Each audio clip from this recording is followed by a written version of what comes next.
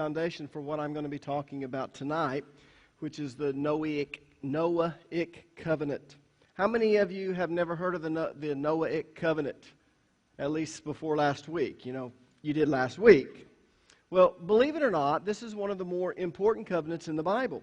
And you'll see why I say that as we go through it. Now, to be honest with you, I think one of the reasons that we don't hear much about it is because the majority of pastors really don't understand its importance in the implications of it. And the reason I believe that is because I go to a lot of funeral service where I'm not the one that's doing the funeral service, and I hear some of the abominable things that pastors say. I listen to some of the Calvinistic teaching, and I'm thinking, oh my, have you never studied the Noahic Covenant? So you can understand why so many pastors actually don't talk much about it, because they don't really understand it. Now, the reason this is so important is because this covenant explains why bad things happen to good people. It explains why the sun shines on the just and the unjust, and it rains also on the just and the unjust. It explains why sometimes good people die young, and evil people live to be a ripe old age. But most pastors have no idea that this covenant explains or gives the explanation for why these things happen. And that's why they rarely teach on it. So what I want to do tonight is I want to talk about why this covenant is called the Noahic Covenant and covenants in general. And then we're going to get into some of the specifics of this covenant tonight. First of all, have you noticed that the Noahic Covenant is hard to say? Is that right? Has anyone noticed that, or is that just me? I have a hard time pronouncing words. I don't know why that is, but I do. And this seems to be very difficult for me. So let me give you a little tip to help you pronounce it correctly. This is something that one of the professors showed me. Just say the word Noah, Noah, and then add the suffix ik to it. So say Noah, ik. So it's the Noahic Covenant. You see, the suffix ik means related to. So the Abrahamic covenant is related to Abraham. It's the covenant that God made with Abraham. The Davidic covenant. We don't say Davidic covenant. It's the Davidic covenant is related to David. It's the covenant that God made with David. The Mosaic covenant is related to Moses. It's the covenant that God made with Israel at Mount Sinai at the time of Moses. Now, the majority of Jews will not refer to this as the Mosaic Covenant. Mainly Christians do. What do they refer to this covenant as? The Sinaitic Covenant, because it relates to Mount Sinai. All right? But this is the covenant that God made with Israel at Mount Sinai at the time of Moses.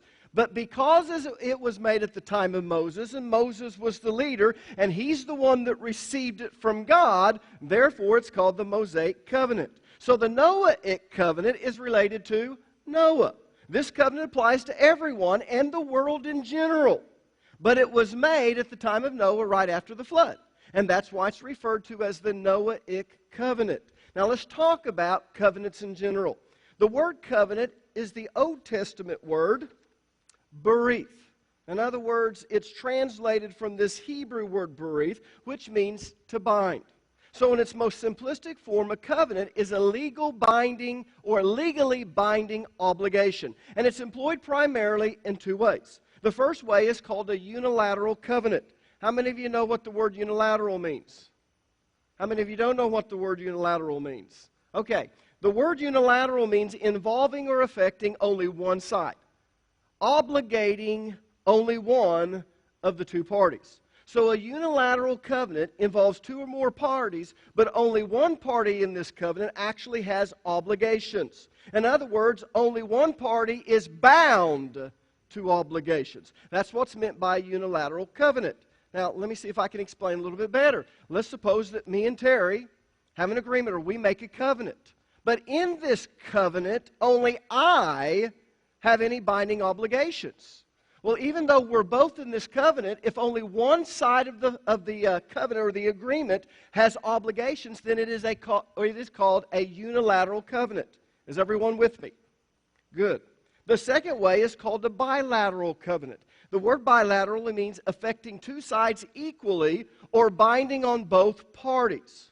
So a bilateral covenant is a legally binding agreement between two parties that outlines the rights and obligations of both parties, as well as the blessings for faithfully keeping the covenant, and a curse or curses for failing to keep the covenant. So in a bilateral covenant, both parties have legal obligations. Now, the Mosaic Covenant is a good example of a bilateral covenant. In the covenant, the children of Israel have certain obligations. But God also has obligations. So even though this is a covenant between two parties, it's between God and the children of Israel, both parties have certain obligations. Turn with me, if you would, to the book of Deuteronomy, chapter 28, verses 1 through 2. This is known as the Abrahamic what? The blessings of Abraham. Does that make sense? So anyways, it says, if you fully obey the Lord your God and carefully follow all of His commands I give you today, the Lord your God will set you high above all the nations on earth.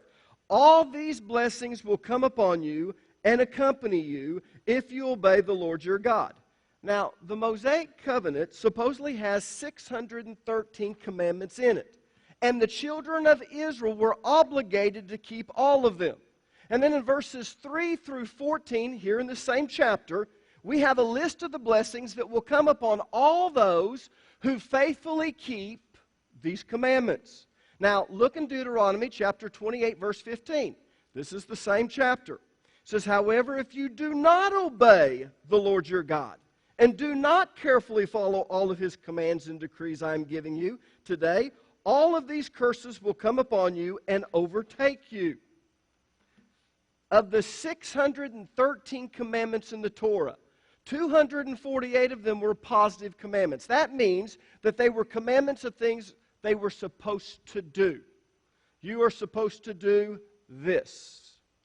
365 of them were negative commandments. They were commandments not to do something. And verses 16 through 68 is a list of the curses that will come upon all those who fail to faithfully keep the obligations or the commandments. Failure to keep their part of the covenant. So the Mosaic Covenant was a bilateral covenant. It was a legally binding agreement between God and the children of Israel that outlined the rights and the obligations of both parties, as well as the blessings for faithfully keeping the covenant and curses for breaking the covenant. The children of Israel had certain obligations, and God had certain obligations. Does everyone see that? That's why it's called a bilateral covenant. You can also have a covenant between two people. In other words, it doesn't have to involve God. Does that make sense? Normally when we talk about biblical covenants, it is a covenant between God and people. But you can also have a covenant between two people. And marriage is a good example of that. Marriage is a legally binding agreement between a man and a woman. Not between a man or a woman and a woman. Let me make that clear. That will never change. It doesn't matter what our society says. Marriage is a legally binding agreement between a man and a woman, outlining the rights and obligations of both parties, as well as the blessings for faithfully keeping the covenant and curses for breaking the covenant. Now, Ephesians chapter 5 outlines the basic obligations of both parties. And the reason I say the basic obligations is because you can go through the Bible and you can find more obligations than what chapter 5 of Ephesians actually lists. But we find the basic obligations of marriage in Ephesians chapter 5, along with some of the blessings. And the curse for breaking the covenant of marriage is what? Divorce. If you break the marriage covenant, the other person has the right to divorce you. Do you remember Jesus talking about that? So marriage is a biblical covenant. It's also categorized or classified as a bilateral covenant. Now, hopefully, this gives you a pretty good idea of what covenants are. Does everyone understand what a covenant is? In its most simplistic form, it's a legally binding obligation or obligations between two parties. If only one of the parties has binding obligations, it is a unilateral covenant. If both parties have legally binding obligations, it is a bilateral covenant. It's going to be very important when we look at the Noahic Covenant. So let's take a look at the Noahic Covenant. Turn to Genesis chapter 6, verses 17 through 19. And behold, I am even bringing the flood of water upon the earth to destroy all flesh, in which is the breath of life. from under heaven. Everything that is on the earth shall perish. But I will establish my covenant with you, and you shall enter the ark, you and your sons and your wife and your sons' wives with you, and of every living thing of all flesh. You shall bring 2 of every kind into the ark to keep them alive with you. They shall be male and female. Now, this is the very first time that the word covenant is used in the Bible. And what's interesting is that we're not told anything about the covenant. No specifics whatsoever. All we're told in these verses is that God is going to establish a covenant with Noah. And that's it. Until we get to chapter 8. In chapter 8, verses 21 through 22, we're given a brief synopsis of the covenant. And then we're going to find out that in chapter 9, we're going to see God expound upon this and give us more specifics. But we don't hear anything more about this covenant until we get all the way to chapter 8, verses 21 and 22. And at this point, the flood is over, and Noah is back upon the dry ground once more. And at this point, we get a brief synopsis of this covenant that God was talking about back in chapter 6. So turn to Genesis chapter 8, verses 21 and 22. And the Lord smelled a sweet savor, and the Lord said in his heart, I will not again curse the ground any more for man's sake. For the imagination of man's heart is evil from his youth. Neither will I again smite any more every living thing as I have done. While the earth remaineth, seedtime and harvest, and cold and heat, and summer and winter, and day and night shall not cease. Now, as I said, this is basically a brief synopsis of the Noahic Covenant. Chapter 9 is going to expound on it, but this is just a brief overview or synopsis of it. Now, before we start digging into it, let me ask you a question. Is the Noahic Covenant a unilateral covenant, or is it a bilateral covenant? Very important. Unilateral? Everyone think it's unilateral? Bilateral. Got a few people that says bilateral. It is a unilateral covenant. Why? Because God is the only one who has any binding obligations. And that's made very clear in these 2 verses. No matter what man does or doesn't do, God will never, ever again destroy every living thing. And this promise is binding. It can't be broken. It's a covenant. So he's legally obligated himself. So regardless of what man does or doesn't do, God has promised to never, ever again step in to destroy every living thing. Instead, he's going to set up natural laws by which the world will operate. You see, what verse number 22 is telling us is that God has placed certain laws in effect. Natural laws. And I'm not saying that at this point there weren't any natural laws and he instituted them then. But what I'm saying is, he made a covenant. He made certain obligations that he would never, ever again step in and destroy every living thing. Instead, he would allow the world to operate according to certain natural laws. And these laws would remain in effect as long as the earth exists. And people, that's a very good thing, because these laws provide consistency. Every year, we plant in the winter. No. When do we plant? In the spring. And we harvest in the summer, sometimes into the fall. And that doesn't change. It's cold in the winter and hot in the... And those things don't change. In a 24-hour period, we have so much daylight and so much darkness, depending upon our position to the sun, and that doesn't change. Now, I'm not saying that we don't have more daylight at certain times of the year. We do in the summertime. And we have less sunlight in the wintertime, but that's dependent upon our position in the sun. We don't have to get up and prophesy how much sunlight we will have. It can be calculated, because it's all according to these laws that have been put into place by God. So these laws are good in that they create consistency. I don't have to worry tomorrow about putting on heavier shoes because gravity might change and I could just go flying off in the sky. No, we have the law of gravity, and it works. It's consistent. It keeps everything working the way it should. But, because we live in a world that's cursed as a result of Adam's sinning, these same laws that create consistency can also create problems, big problems. Too much precipitation causes floods. Not a universal flood. God said He would never flood the entire earth again. But it causes local floods, and homes are destroyed. Storm low-pressure areas cause tornadoes, and people are killed. Churches are destroyed, not just trailer parks. Have you ever wondered how in the world tornadoes know that there's a trailer park? It's almost like they attract them. Now, we know that's not true, but it seems that way. But tornadoes come in, and they don't just destroy the wicked people's homes. They even destroy churches, right? How about the second law of thermodynamics?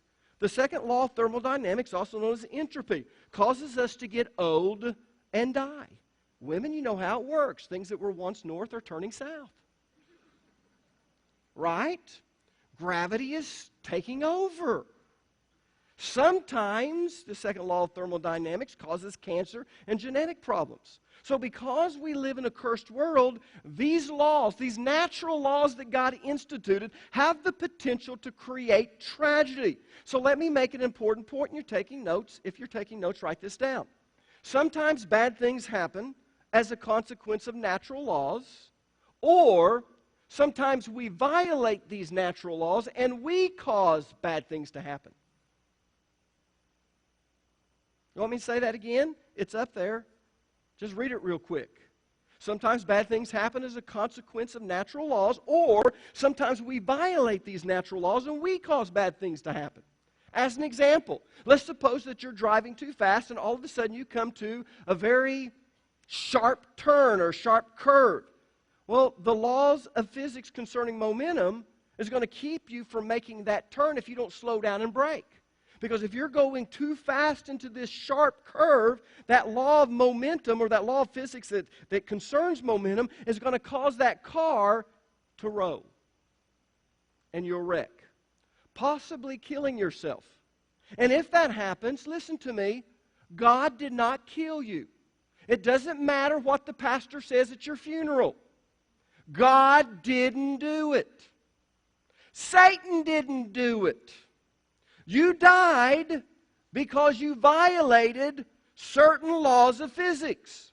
These laws do not care whether you're righteous or unrighteous, whether you're just or unjust. And God doesn't step in and intervene just because you're righteous. He can't. Not unless there's prayer, which gives Him a legal right to intervene to supersede those laws, but I don't want to get there yet. God doesn't step in and intervene. He's not going to step in and say, I'm going to keep this car up. You're going 150 miles an hour and it's a very steep curve, but somehow I'm going to pick it up and just put it down. God doesn't do that. He's not going to step in and intervene like He did when He caused the flood. Let me give you another example. My dad experienced firsthand the law of gravity. In fact, he's experienced it twice. Once while he was painting his house and he broke his shoulder. He shattered that bone. And once when he was cutting broken limbs after the ice storm. He shattered a vertebrae. Both times he fell. God did not step in and catch him because he's a righteous man. Neither did God push him off the ladder and off the scaffolding because he's an unrighteous man. He wasn't paying attention, didn't do what was right. Laws of physics came in, things were off balance, and down he went because of the law of gravity. God didn't go, I'm stepping in because He's righteous. No. He shattered his shoulder, he shattered the vertebrae because he violated certain laws of physics. So if you want to ascertain why something bad has happened, just listen to the details of the incident, observe the natural forces that were involved, and 99% of the time, there's a natural explanation for what happened. And I am a firm believer in the supernatural. But I understand the Noahic Covenant and the implications of it. So the Noahic Covenant gives a great explanation of why bad things happen to good people. That's why it's so important. Now, I don't want to give you the wrong impression, but I'm afraid if I stop right here, you'll have the wrong impression. You'll get to thinking that there's nothing we can do to protect ourselves from bad things that happen. And people, that's not true. That's not true at all. As Christians, we have something at our disposal that's more powerful than you could ever imagine. It can not only supersede natural laws, but it can change things beyond your wildest imagination. It can supersede, as I said, these natural laws, the same natural laws that God has instituted. And of course, I'm talking about prayer. So let me illustrate how prayer works by giving you a quick lesson on one of the fundamental laws of aerodynamics. I've done this before. It is a great example. I'm talking about the law of aerodynamics that's known as Bernoulli's law.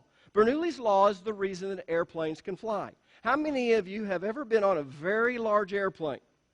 I'm talking about maybe 400 or 500 people are on it. Do they get that big? It seemed like that. You know, when I fly across the Atlantic, it seems like there's 400 or 500 people on the airplane. And sometimes you're looking at how big it is and you're thinking, how in the world can something so big actually get up in the air and fly? Doesn't seem natural, does it? But the reason it happens is because of what is known as Bernoulli's law.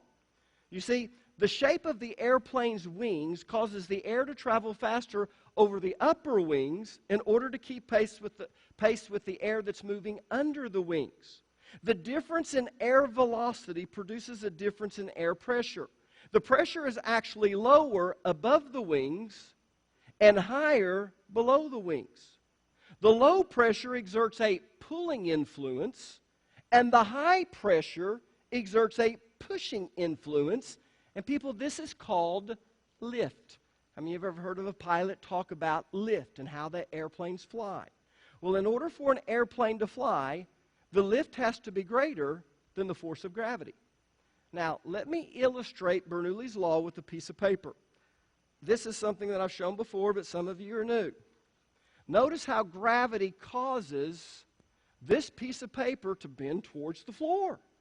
Why doesn't it just do this? Because of the law of gravity.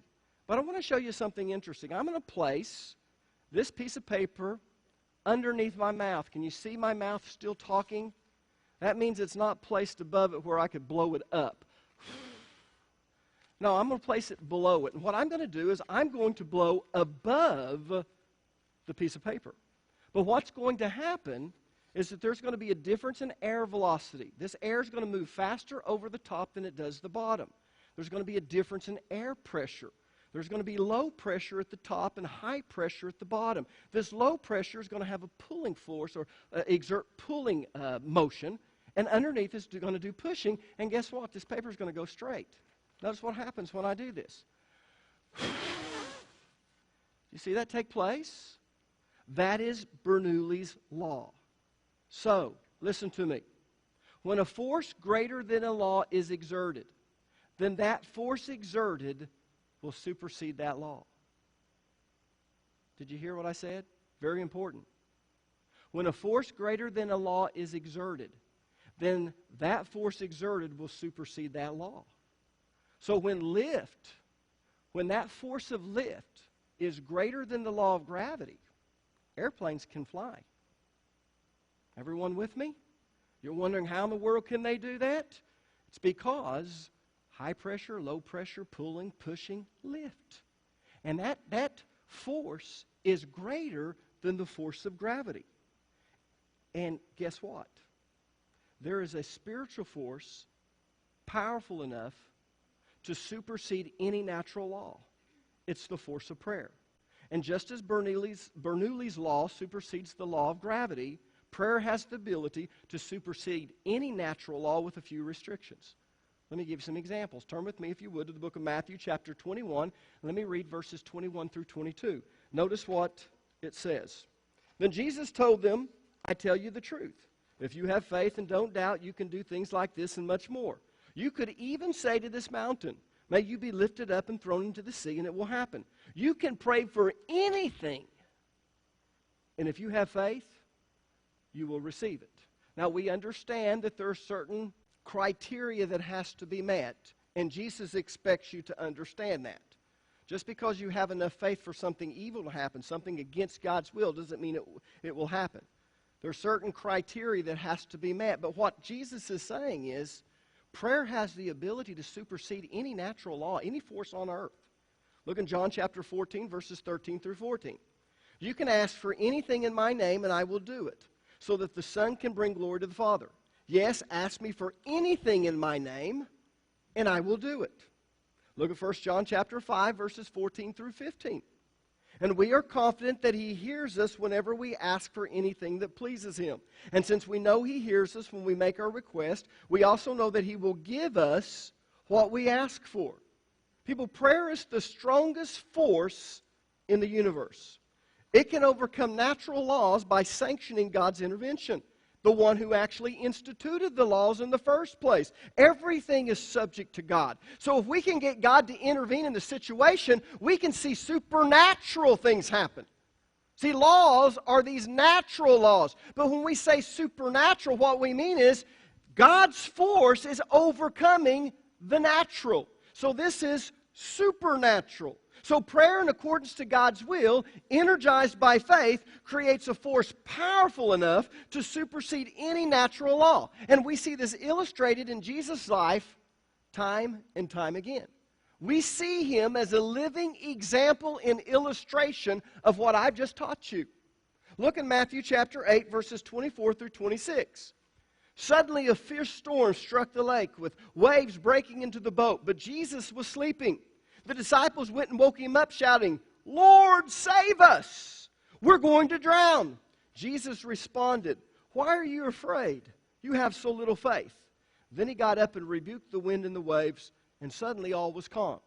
Now, I want you to notice, when they woke Jesus up, Jesus didn't go, "Well, you guys need to understand something. There is certain weather patterns that's happening, and it's beyond our control. There's nothing we can do about it." No, Jesus didn't do that. He stood up, and he rebuked the winds and the waves. And suddenly everything was calm. He supernaturally superseded the natural laws of nature. He was able to do that. Look in John chapter 2, verses 7 through 10. Jesus told the servants, "Fill the jars with water." When the jars had been filled, he said, "Now dip some out and take it to the master of ceremonies." So the servants followed his instructions. When the master of ceremonies tasted the water that was now wine, not knowing where it had come from, though of course the servants knew, he called the bridegroom over. "A host always serves the best wine first," he said. "Then when everyone has had a lot to drink, he brings out the less expensive wine, but you have kept the best until now." Now, people, we know it's physically impossible to turn water into wine. If you discover how to do that, please let me know. Because I'll set up a business. No, I won't, because I don't want to be. But anyways, you set up the business and tithe to our church. And I'll pray for your soul in return. No, I'm just teasing. But I want you to understand, here Jesus is, he turns water into wine. How can you do that? You can in the natural. But Jesus did a supernatural work. He superseded the natural laws that say, you can't do that. Now, you might be saying, "Yes, Alan, but that's Jesus." Well, let me give you 3 instances where prayer superseded natural laws, and it wasn't Jesus.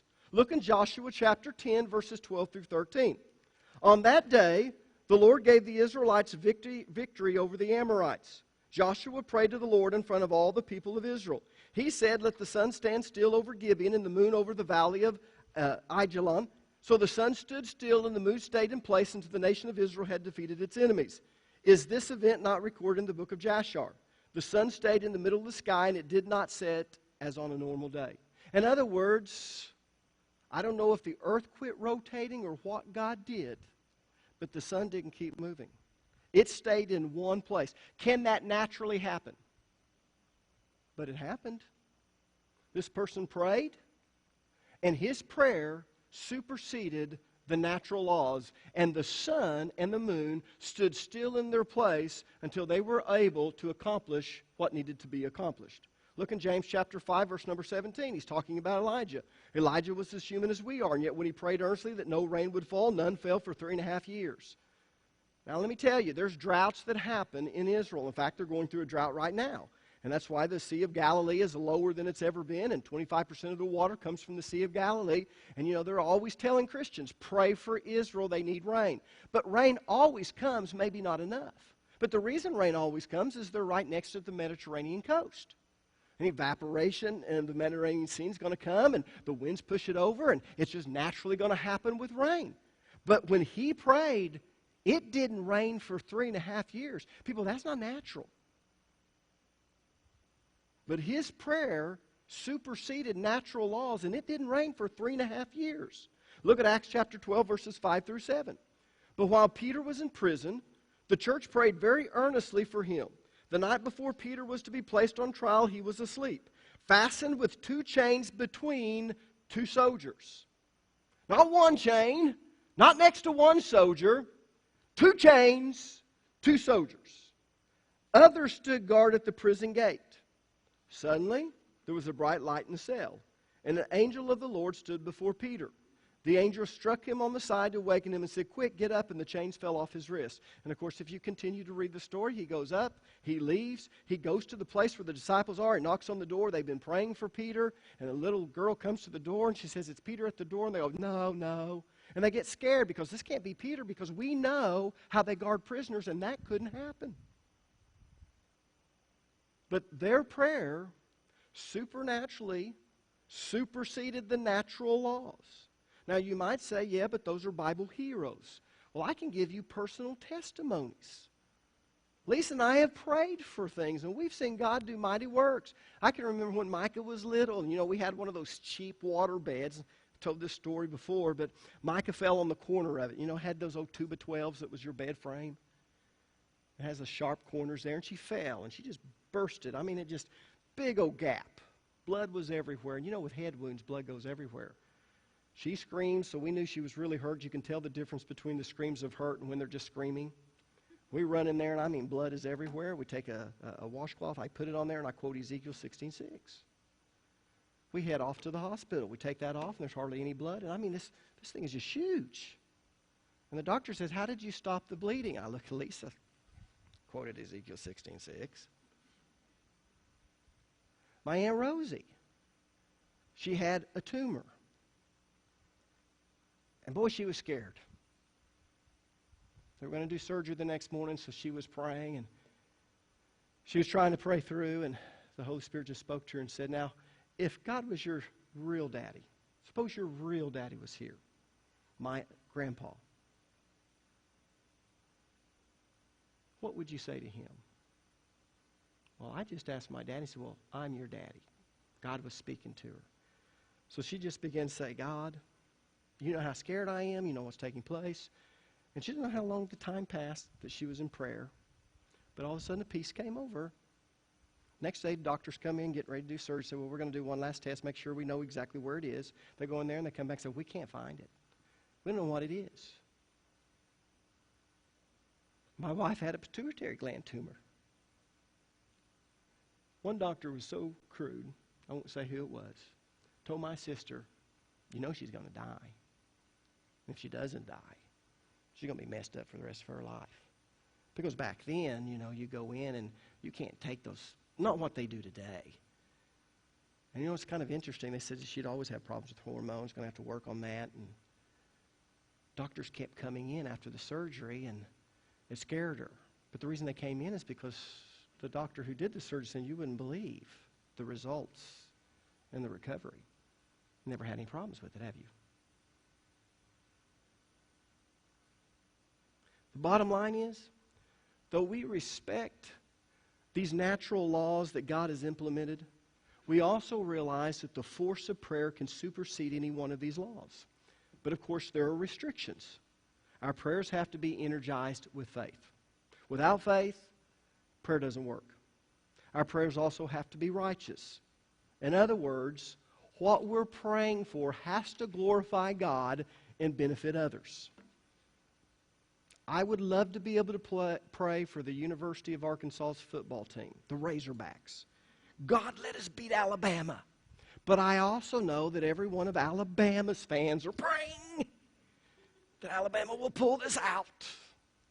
And when I start looking, God says, really, Alan? Really? With everything that's going on? With all the things you could pray for? You're praying over a game? Really? But God, it would glorify you in my eyes. And it would really benefit the way I feel. You see, if it isn't a righteous prayer, if it doesn't glorify God and benefit others, it's not going to work. And last but not least, our prayer must be in accordance with God's will. That's why I talk about a prayer language, because sometimes we know not how to pray as we ought. So the Holy Spirit has to make intercession for us. But I want you to understand that our prayers have to be in accordance with God's will. In James chapter 4, verses 2 through 3, it says, you want what you don't have, so you scheme and kill to get it. You are jealous of what others have, but you can't get it, so you fight, and you wage war to take it away from them. Yet you don't have what you want because you don't ask God for it. And even when you ask, you don't get it because your motives are all wrong. You want only what will give you pleasure. So basically, there's certain criteria that has to be met. But if we meet that criteria, if we're praying in accordance to God's will and our prayers are righteous, we want to glorify God and we want His will to be done and we want to benefit others, and we have faith, that allows God to intervene. Now, I want you to understand something. The gist of the Noahic Covenant is that God will never, ever again step in and intervene in this world except through prayer. You see, before the flood, God stepped in. He intervened. After the flood, He says, I know man's heart. Now, it wasn't like, as I said, He was admitting to a mistake. No. He knew what was going to take place. He told Noah before the flood ever happened, I'm going to make a covenant with you. And He knew what the covenant was going to be.